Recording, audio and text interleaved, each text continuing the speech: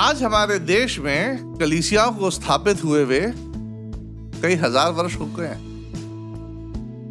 फिर भी आज हमारी कलीसियाएं पतन के दौर से गुजर रही हैं। क्या आप जानते हैं क्यों? और इस पतन के दौर को हम विकास के दौर में कैसे बदल सकते हैं? क्या आप जानना चाहते हैं? तो हमारी इस आराधना में बने रहिए। आइए हम प्रार्थना करें। पिता परमेश्वर, धन्यवाद देते हैं इतने सुंदर दिन के लिए जो आपने हमें दिखाया। पूरे दिन में हम सभी को आपने संभाला, उससे धन्यवाद देते हैं। हमारा स्तुति आराधना करना आपको ग्रहण योग्य होने पाए। जो भी वचन का बीज बोया जाता है लोगों के हृदय में काम कर सके।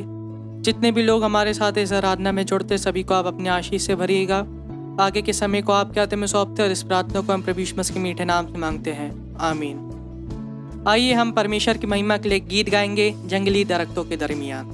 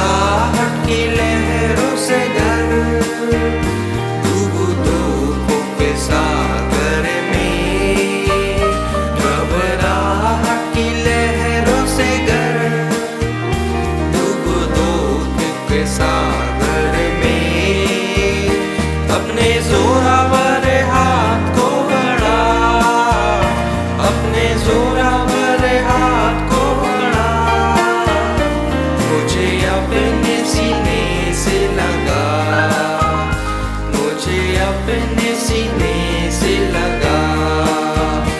अब करूं तेरी ये प्रभु अपने जीवन भरे जंगल के सफर में, गाऊं शुक्रगुजारी से मैं, गाऊं शुक्रगुजारी से मैं।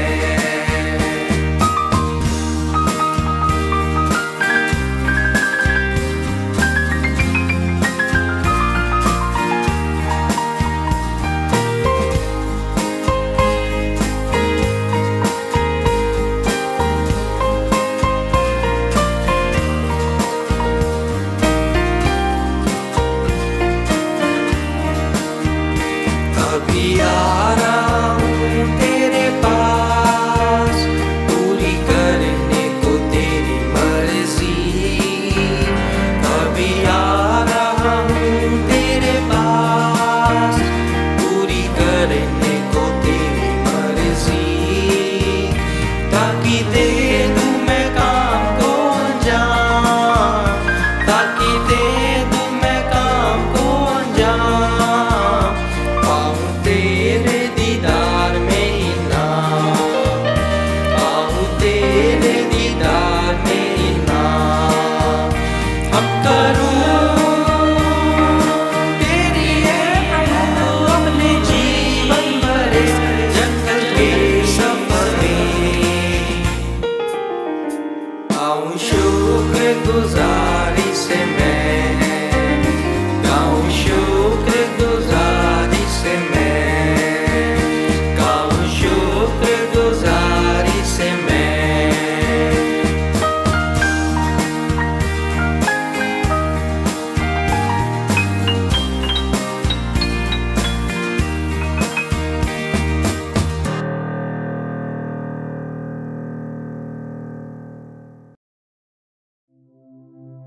बाइबल हमें बताती है कि आकाश के नीचे जो होता है उसका एक समय होता है।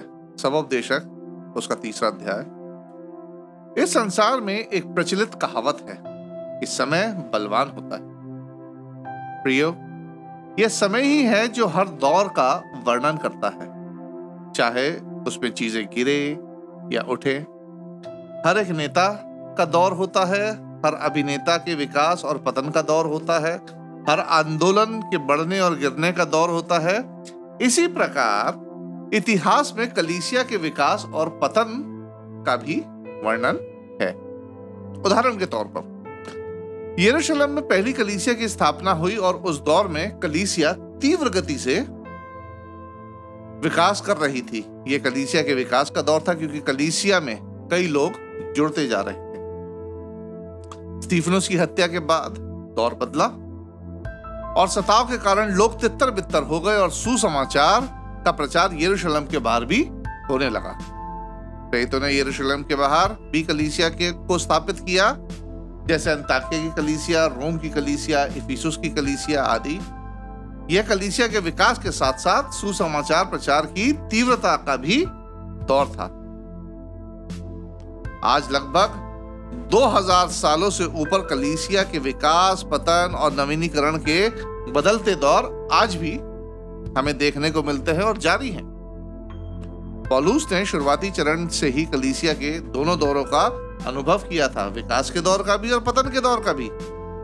स्तीफनुस की मौत के उपरांत कलीसिया के विकास के दौर में ही पौलुस का परिवर्तन हुआ था और इसी विकास के दौर में पौलुस ने सहायक के रूप में अंताकिया की कलीसिया को मजबूत किया और एक सेवक के रूप में, एक मिशनरी के रूप में अन्य जातियों के बीच सुसमाचार को पहुंचाया तथा कलीसियाओं को स्थापित करने के लिए कई नए क्षेत्रों को खोला था। यह कलीसिया के विकास का दौर था।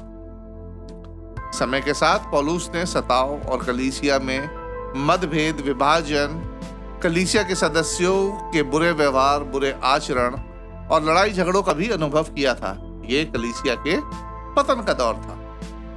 इस पतन में भी पौलुस अपनी योजना स्पेन जाने की बनाता है ताकि सुसमाचार प्रचार के लिए नए क्षेत्रों को खोज सके।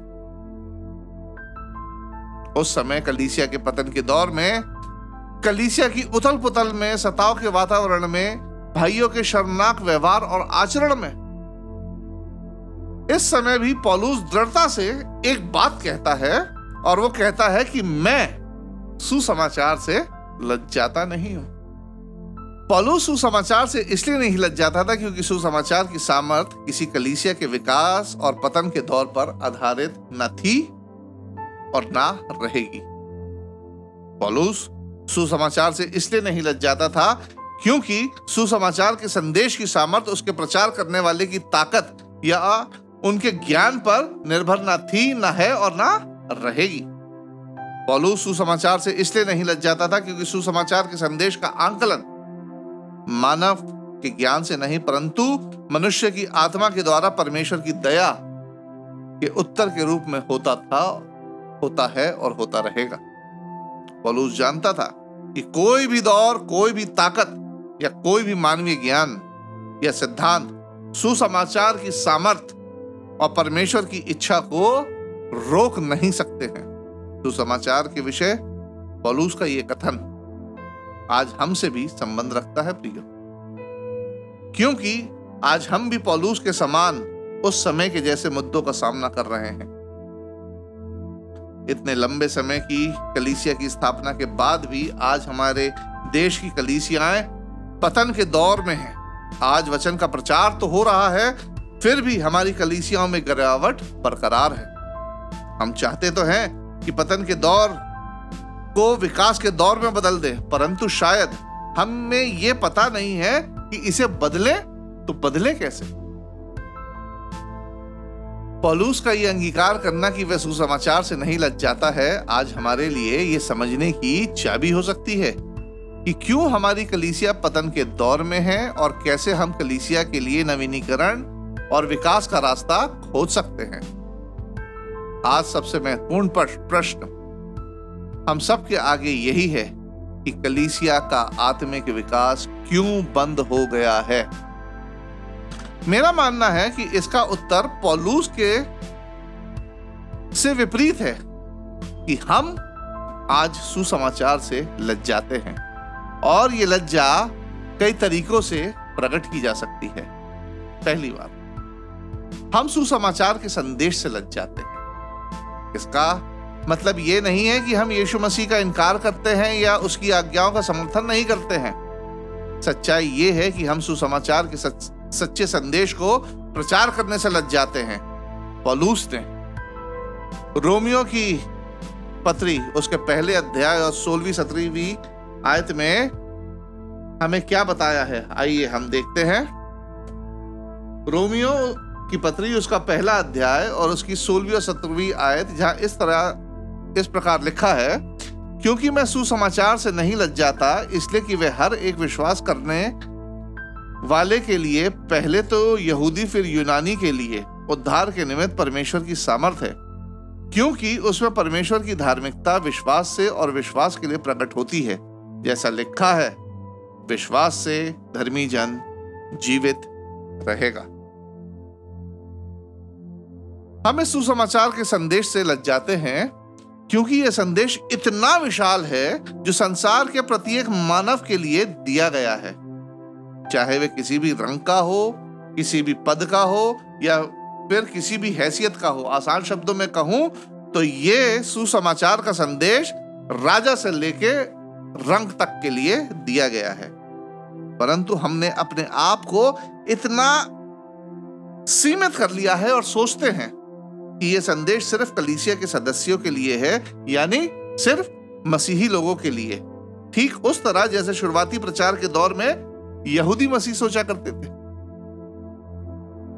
आगे हम देखें, हम बाइबल के हर प्रचार को सुसमाचार का संदेश समझ बैठते हैं।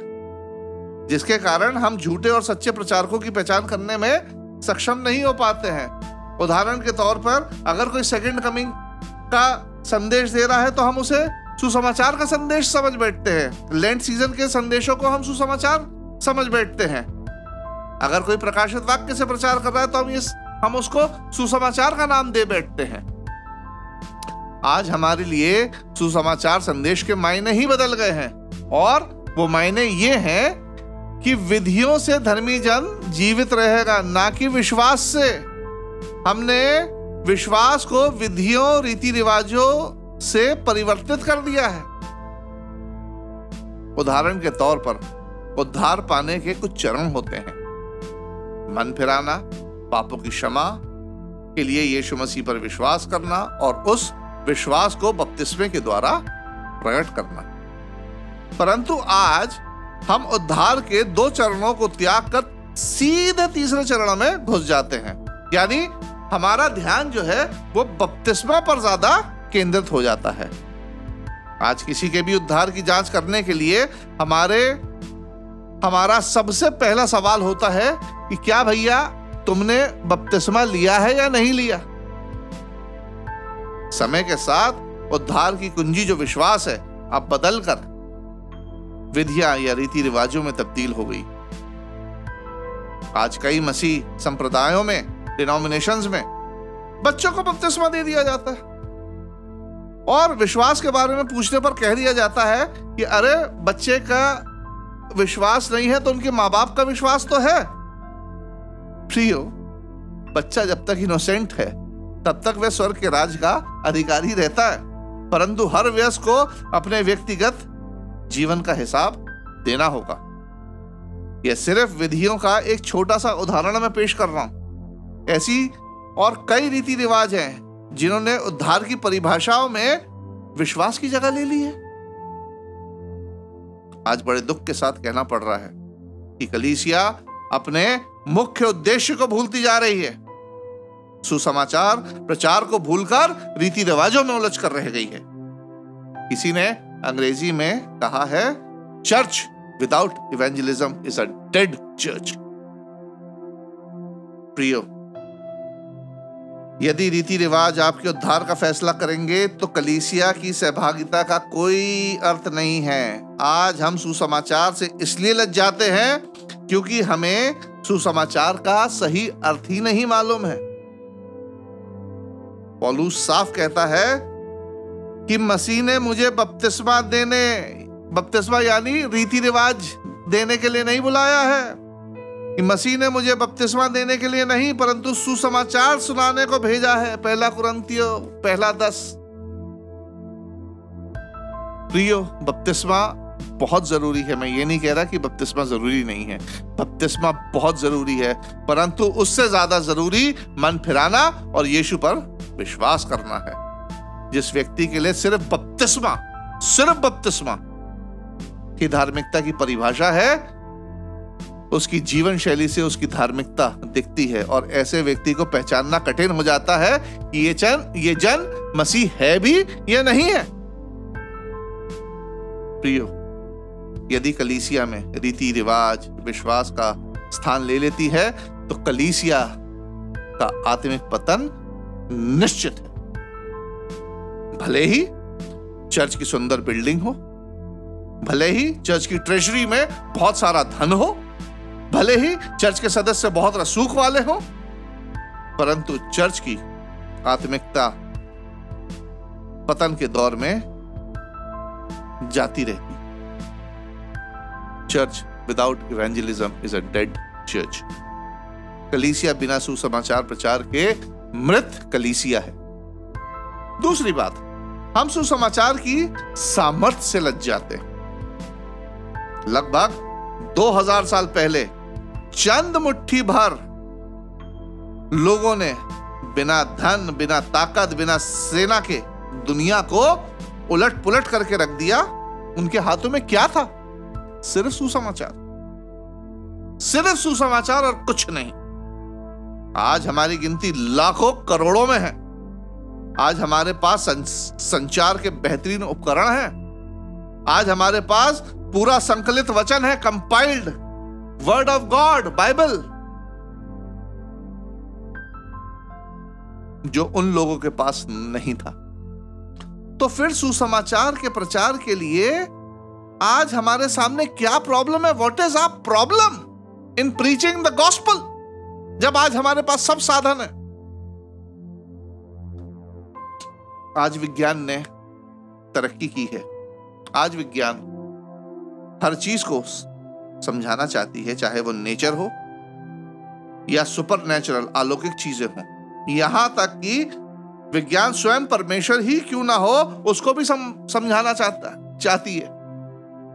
विज्ञान का नजरिया है कि वे हर बात को समझाने में सक्षम है। इसलिए मेरे प्रियो, हमारा विश्वास सुसमाचार से उठकर विज्ञान पर ज्यादा केंद्रित होता जा रहा है।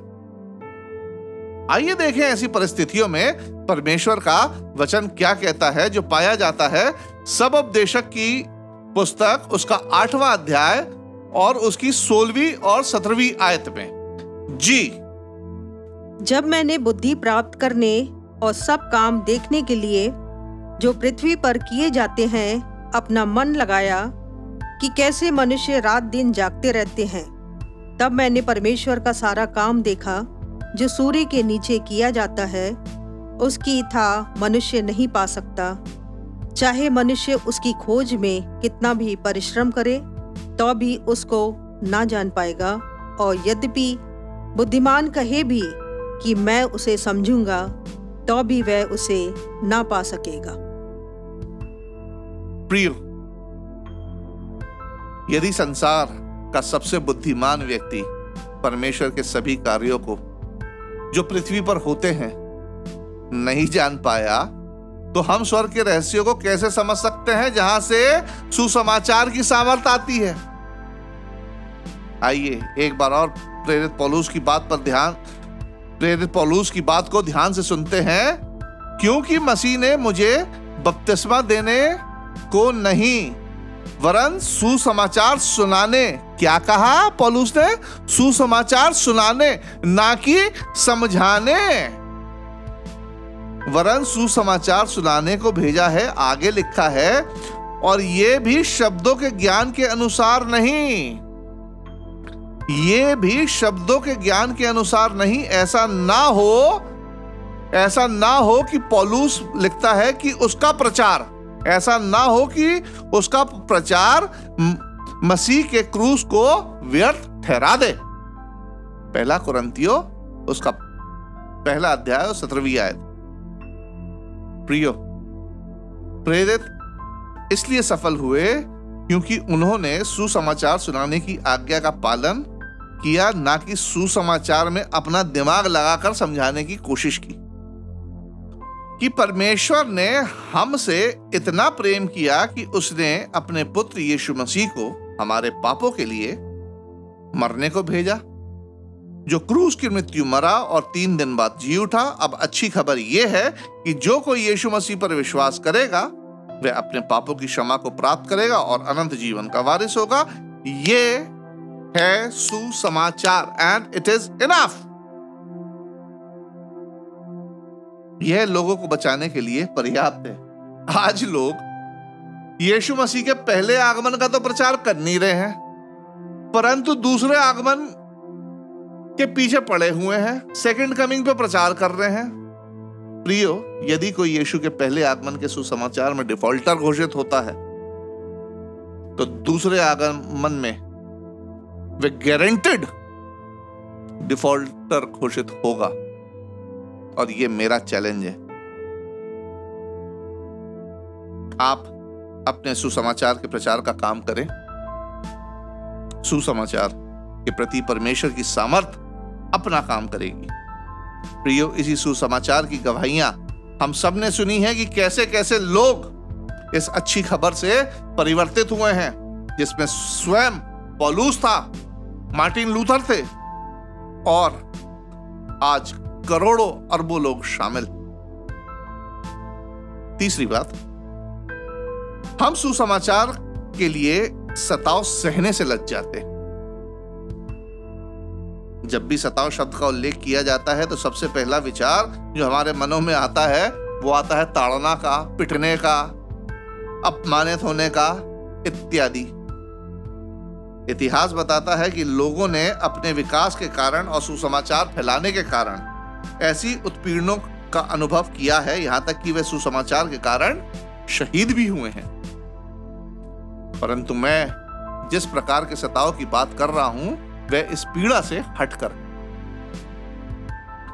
आज हमारी कलीसियाओं के पतन का एक मुख्य कारण है कि हम आत्माओं को जीतने की खातिर अपनी प्रतिष्ठा, आराम या अपनी सुरक्षा को दांव पर नहीं लगाना चाहते हैं।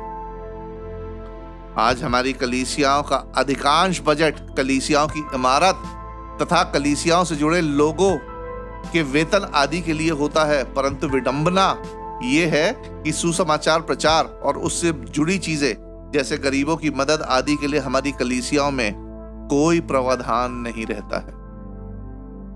आज यदि कोई चर्च में हमारी जगह पर बैठ जाता है या हमारे बाजू में कोई फटे पुराने गंदे कपड़े पहनकर व्यक्ति बैठ जाता है तो हमारी प्रतिष्ठा को ठेस पहुंचती है। प्रियो, बिना मृत्यु के कोई सुसमाचार नहीं है। इस सुसमाचार के लिए यूहन्ना बपतिस्मा देने वाले ने मृत्यु सही, यीशु मसीह ने मृत्यु सही, प्रेरितों ने मृत्यु सही और कई करोड़ों लोग इस सुसमाचार के पीछे मारे गए। तो आपको क्या लगता है? आपको लगता क्या है कि आप अपने जीवन की प्रतिष्ठा, आराम, धन की मृत्यु किए बिना ही सुसमाचार को प्राप्त कर सकते हैं और उसे बांट सकते हैं? तो ऐसा नहीं है प्रियो, ना। सुसमाचार को ग्रहण करने के लिए और बांटने के लिए कीमत चुकानी पड़ती है, जिसके लिए हम तैयार नहीं होते हैं और इसीलिए हम सुसमाचार प्रचार की जिम्मेदारियों से भागते हैं और सुसमाचार से लज्जित होते हैं। आगे प्रश्न ये उठता है कि हम कलीसिया के विकास को कैसे पुनः स्थापित कर सकते हैं। प्रियो, कलीसिया इमारत नहीं है। कलीसिया का मतलब हम हैं, मैं हूं, आप हैं।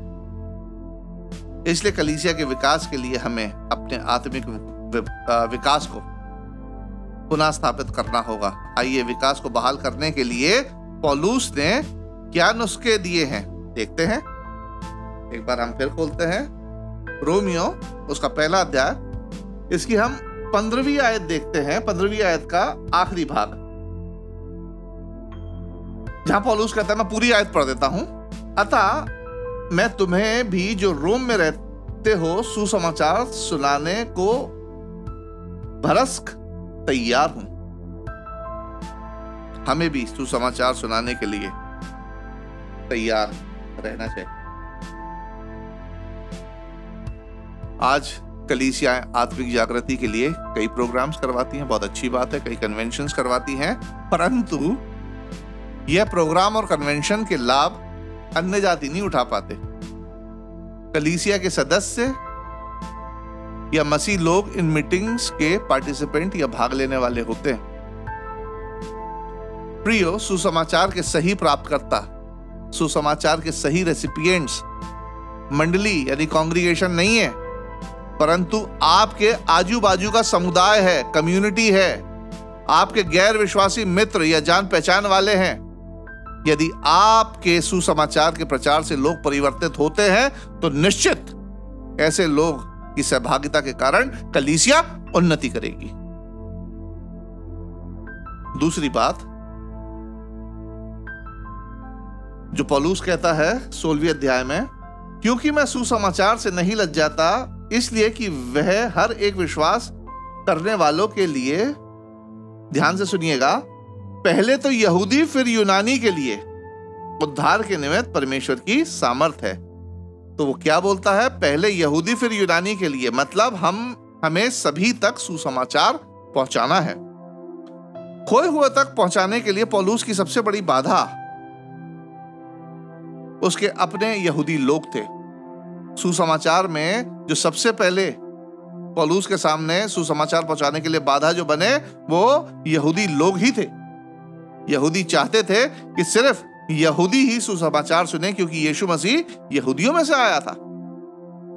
पौलुस ने अन्य जातियों में प्रचार करके इस बाधा को तोड़ा। आज हमारी कलीसियाएं विभिन्न संस्कृतियों के प्रति खुले होने पर गर्व करती हैं, और यह बहुत अच्छी बात है कि हमारी कलीसियाओं में आज किसी प्रकार का भेदभाव नहीं है। आज हम विभिन्न भाषा, रंग, संस्कृतियों से हमें कोई दिक्कत नहीं है, परंतु दिक्कत कहां है? परंतु हम ऐसे लोगों के साथ सहभागिता रखना चाहते हैं जो हमारी रंग, भाषा या संस्कृति के भले ही ना हो, परंतु हमारी हैसियत के जरूर हो, जिनकी शिक्षा, नैतिकता और आर्थिक पृष्ठभूमि हमसे मेल खाती हो। इसलिए हम उन खोई हुई आत्माओं की तरफ देखते भी नहीं हैं, जो समाज से भी बहिष्कृत होते हैं, जैसे गरीब, नए प्रवासी, बुरी आदतों के आदी, बीमार, चाहे भौतिक रीति से हो चाहे मानसिक रूप से हो, दुर्व्यवहार या परित्याग के शिकार हुए वे लोग। आज मुझे कहते हुए बड़ा अच्छा लग रहा है और गर्व भी है कि मेरी मां और मेरे भाई का परिवार, जो एक संस्था के द्वारा संचालित एक मेंटल और फिजिकल रिटार्टेड बच्चों के स्कूल में अपनी सेवाएं दे रहे हैं, क्योंकि ऐसे बच्चों को भी सुसमाचार सुनने का हक है, ऐसे लोगों को भी उद्धार पाने का हक है। प्रियो, सुसमाचार सबके लिए है, परंतु हम उन लोगों तक पहुंचते हैं जिन्हें सुसमाचार की सबसे कम जरूरत होती है, ना कि सबसे ज्यादा। यदि इस जिम्मेदारी को हम नहीं निभाएंगे प्रियो, तो परमेश्वर ये सुनहरा मौका किसी और को दे देगा। तीसरी बात, 17वें अध्याय में पौलुस कहता है, क्योंकि उसमें परमेश्वर की धार्मिकता विश्वास से और विश्वास के लिए प्रकट होती है, जैसे लिखा है, विश्वास से धर्मी जन जीवित रहेगा। किससे? विश्वास से धर्मी जन जीवित रहेगा। और इसी आयत से आज जो हम प्रोटेस्टेंट्स हैं, इसी आयत के कारण हैं। मार्टिन लूथर इसी आयत के द्वारा चेंज हुआ था। लिखा है विश्वास से धर्मी जन जीवित रहेगा। हमें चाहिए कि विश्वास के सुसमाचार का प्रचार करें, ना कि विधियों का, रीति रिवाजों के सुसमाचार का प्रचार करें। प्रियो, उद्धार पाने के लिए कुछ चरण हैं। जैसे सुसमाचार सुने, सुसमाचार पर विश्वास करें, यीशु मसीह को ग्रहण करें, पापों का पश्चाताप करें, डूब का बपतिस्मा लें। कई लोगों ने इन चरणों को विधि और रीति रिवाजों का नाम दे दिया है। जब उनसे पूछा जाता है कि भैया मुझे उद्धार पाना है, मैं उद्धार पाने के लिए क्या करूं, तो सीधा कई लोगों का जवाब होता है कि देखो भैया, उद्धार पाने का फॉर्मूला क्या है, तरीका क्या है, ये 5 चरण गिन लो। पहला चरण, दूसरा चरण, तीसरा चरण, चौथा चरण, 5वां चरण। अब सामने वाला ये सोचता है कि ये तरीका है, ये फॉर्मूला है उद्धार पाने का। अब बचने वाला व्यक्ति को जब आप ऐसे चरण बताएंगे तो वो परमेश्वर के अनुग्रह को क्या समझेगा? वो परमेश्वर के अनुग्रह को समझ ही नहीं पाता, और वो इन 5 चरणों को विधि के रूप में ले लेता है। प्रियो, किसी प्रकार की विधि, फॉर्मूला या ईश्वर भक्ति हमको या किसी को बचा नहीं सकती है। बिना विश्वास के सिर्फ बपतिस्मा हमें बचा नहीं सकता है। प्रेरितों के काम उसके 19वें अध्याय में पौलुस ने 12 लोगों को दोबारा बपतिस्मा दिया था, क्योंकि उनके विश्वास का भाग या विश्वास का ऑब्जेक्ट ही गलत था। प्रियो, यदि आप बढ़ना चाहते हैं या खोई हुई आत्माओं में खुशी लाना चाहते हैं तो पूरा सही सुसमाचार उचित क्रम से प्रचार करना होगा कि परमेश्वर उन लोगों को अनंत जीवन देगा जो उसके पुत्र यीशु मसीह में विश्वास, क्या विश्वास, जी हां विश्वास करते हैं, जो हमारे पापों के लिए मरा और तीसरे दिन मृतकों में से जी उठा।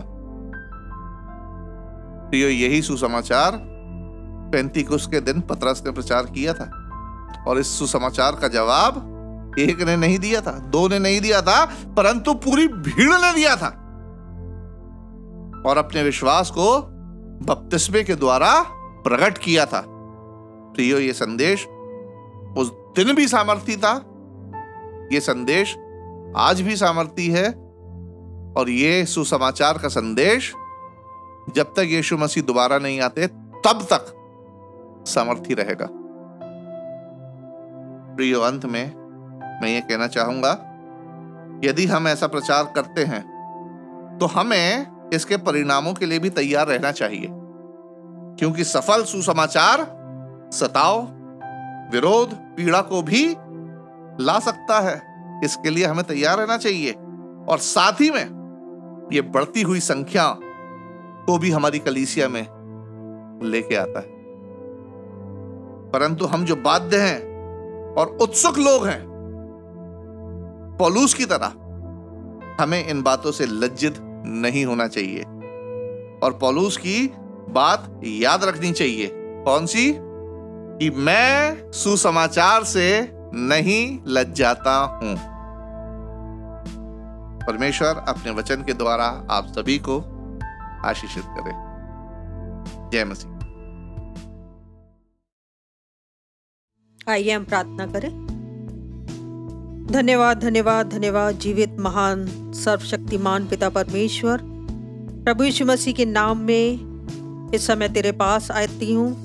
तुझे धन्यवाद देती हूँ मेरे खुदावन कि तूने हम सबों को अभी तक संभाल के रखा, ये अवसर दिया कि हम तेरी स्तुति आराधना करने पाते हैं, तेरे वचन को प्रचार करने पाते हैं।